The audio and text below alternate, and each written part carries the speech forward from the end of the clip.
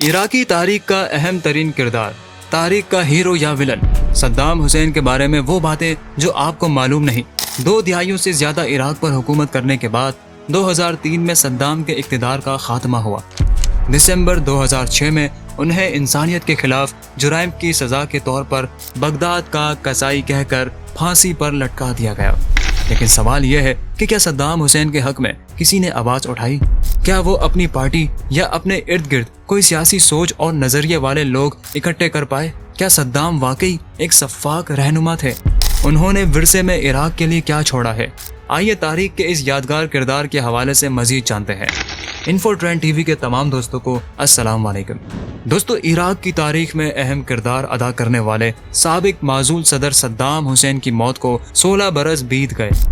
انہیں 148 افراد کے قتل عام کے جرم میں پھانسی دے دی گئی۔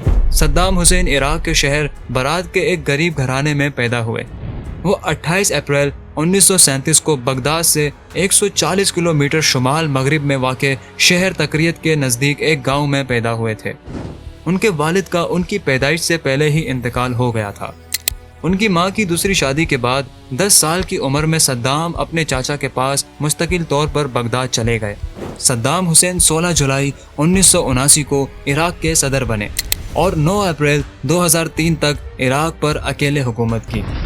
11 ستمبر کے حملوں کے بعد عراق کو سرکش ریاست قرار دے دیا گیا۔ امریکی صدر بش، برطانوی وزیر اعظم ٹونی بلیئر اور اتحادی ممالک نے دعویٰ کیا کہ صدام حسین وسیع تباہی کے ہتھیار حاصل کر رہے ہیں جو خطے میں مغربی مفادات کے لیے نقصان دہ ہیں۔ یہ جھوٹا پروپیگنڈا منصوبہ بندی اور سازش کے تحت پوری دنیا میں پھیلایا گیا۔ اتحادی افواج نے مارچ 2003 میں عراق پر حملہ کر کے صدام حسین کی حکومت ختم کر دی، جبکہ ان کی گرفتاری کا اعلان دسمبر 2003 میں کیا گیا۔ امریکی حکام نے صدام حسین کی گرفتاری کے بعد 30 جون 2004 کو انہیں عراقی حکام کے حوالے کر دیا، جس کے بعد ان پر 1982 میں جیل میں 148 افراد کے قتل عام کا مقدمہ چلایا گیا۔ 5 نومبر 2006 کو صدام حسین کو پھانسی کی سزا سنائی اور 30 دسمبر کی صبح عراق کے معزول صدر صدام حسین کو پھانسی دینے کے بعد تکریت کے قریب آبائی گاؤں الاجوا میں دفن کر دیا گیا۔ صدر صدام حسین ایک دفعہ رات کو عراق کی سرحدوں پر گشت کر رہے تھے تو بہت دور ایک بستی نظر آئی۔ صدام نے اپنے ساتھیوں سے کہا کہ اس بستی میں چلتے ہیں، لوگوں کی خیر گیری لیتے ہیں، تو ساتھیوں نے منع کیا کہ رات کافی ہو چکی ہے۔ صدام نے پھر اصرار کیا تو چلے گئے۔ بستی میں پہنچے تو ایک گھر میں دستک دی تو ایک بندہ آیا۔ صدام کو دیکھتے ہی حیران ہو گیا، صدام کے ہاتھ چومنے لگا، خوشی کے مارے آنکھوں میں آنسو آ گئے۔ یوں ایک گھر سے محلہ اور بات پورے علاقے میں پہنچ گئی۔ پورا علاقہ جمع ہو گیا، لوگ صدام حسین سے مصافحہ کرتے اور خوشی سے جھوم جاتے۔ صدام نے کہا کہ آپ کو کوئی تکلیف تو نہیں؟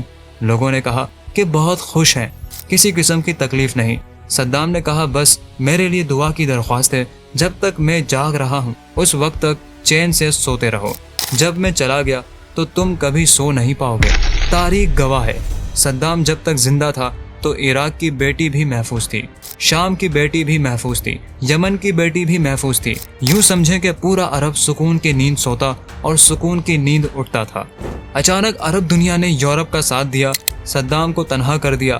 یوں امریکہ نے عراق پر چڑھائی کر دی اور صدام حسین تختہ دار پر لٹک گیا۔